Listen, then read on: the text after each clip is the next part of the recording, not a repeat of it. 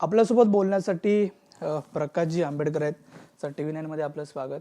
आपण बघतोय की मराठा आणि ओबीसीचा जो वाद आहे तो दिवसेंदिवस जर वाढतच चाललेला आपल्याला पाहायला मिळते.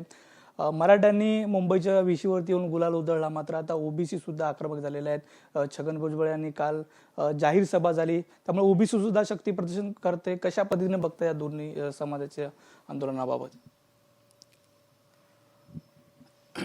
मी असं म्हणेन जे मुख्यमंत्र्यांनी स्टेटमेंट दिलं ते स्टेटमेंट फार बोलकं आहे असं मी त्या ठिकाणी मानतोय. त्यांनी असं म्हटलं की कुणबी समाजाच्या संदर्भात आम्ही असताना निर्णय घेतला.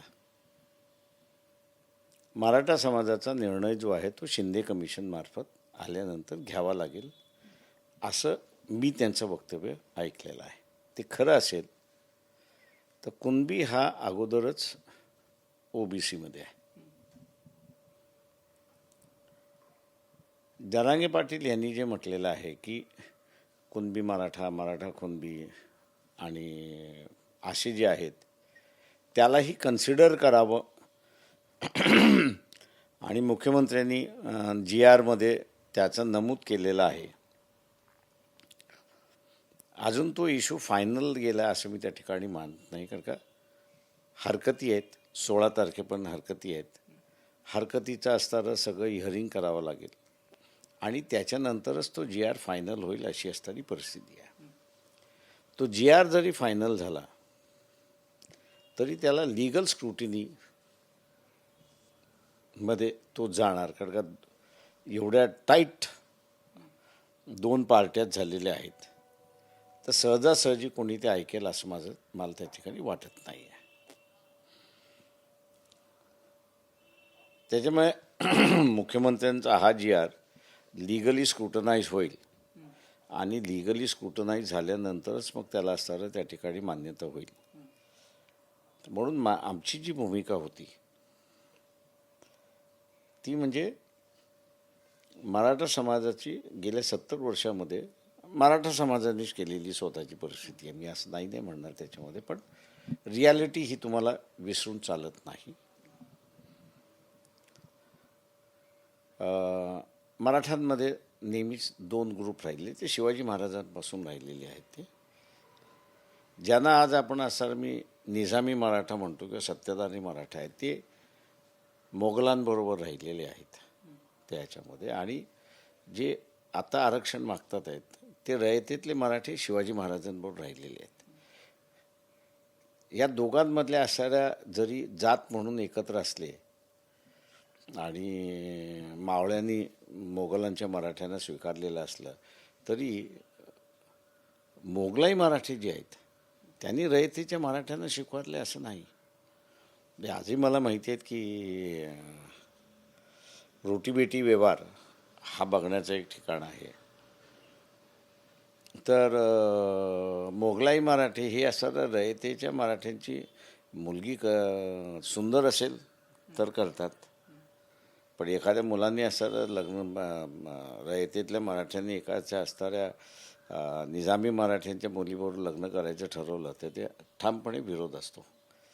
त्याच्यामुळे असं सोशल इंटरॅक्शन नाही. आणि म्हणून आम्ही असं म्हणालो होतो की गरीब मराठा हा वेगळा कार्व आउट होऊ शकतो का, तर त्याला पॉसिबिलिटी आहे.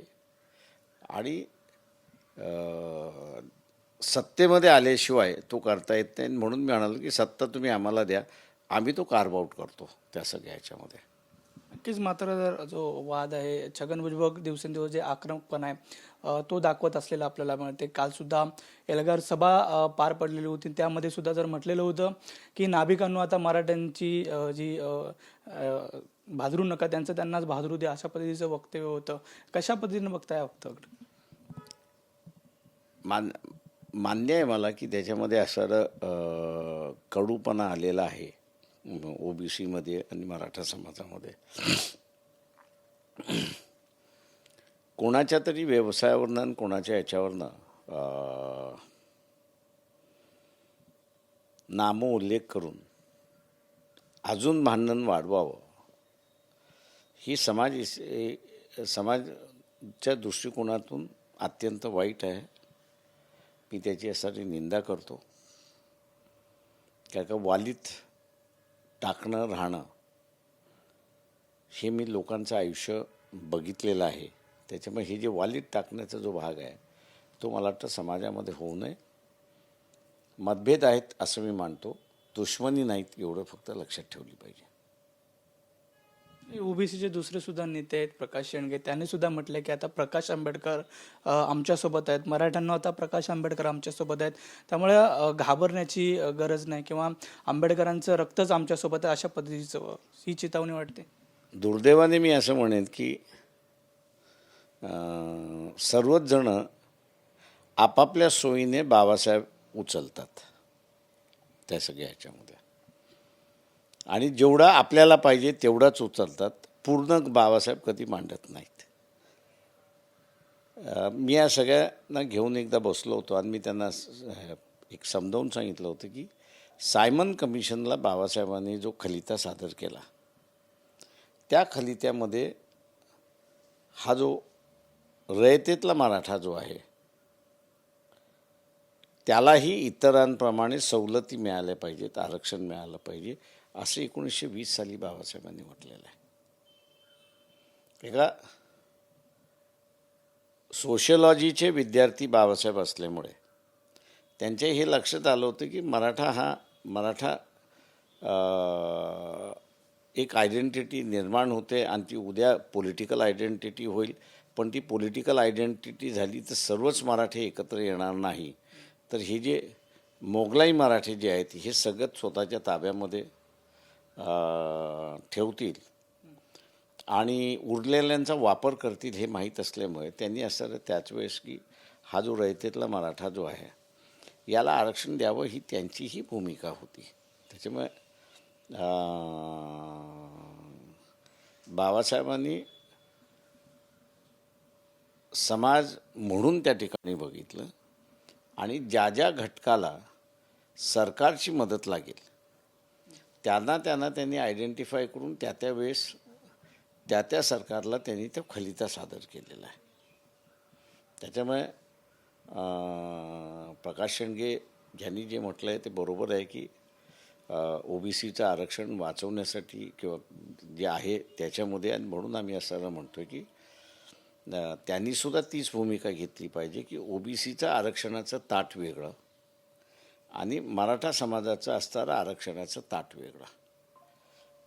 दोन्ही करता येतात का, तर माझं म्हणणं पूर्णपणे करता येतात, पण ते शांततेने करावं लागेल, कायदेशीर करावं लागेल. सुप्रीम कोर्टाचे जे निर्णय आहेत त्या निर्णयाच्या चौकटीत बसून तुम्हाला करावं लागेल. जे हॉचपॉच आहे ते नाही. आता जे मुख्यमंत्र्यांचा डेटा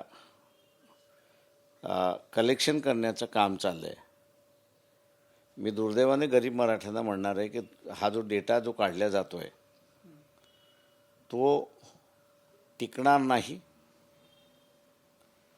पुन्हा जे कोर्टाने असं म्हटलं की फसवेगिरीचा प्रकार आमच्यासमोर चाललेला आहे, तो हा BJPचा फसवेगिरीचा प्रकार आहे असं मी त्या ठिकाणी मानतो आहे.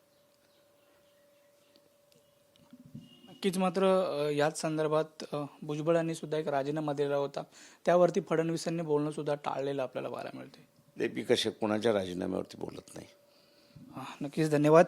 एकंदरीत जे आरक्षण आहे ते दोन्ही सुद्धा समाजाला मिळतं आणि त्या संदर्भात जो तेढ निर्माण होतो तो निर्माण होऊ नये असं आवाहन प्रकाश आंबेडकरजींनी केलेलं आपल्याला पाहायला मिळते.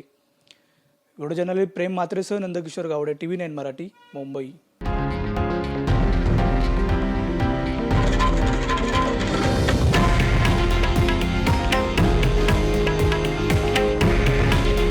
हे आहे देशातील नंबर 1 न्यूज नेटवर्क आणि आपण पाहत आहात TV9 मराठी. काळजी तुमची, हित महाराष्ट्राचं.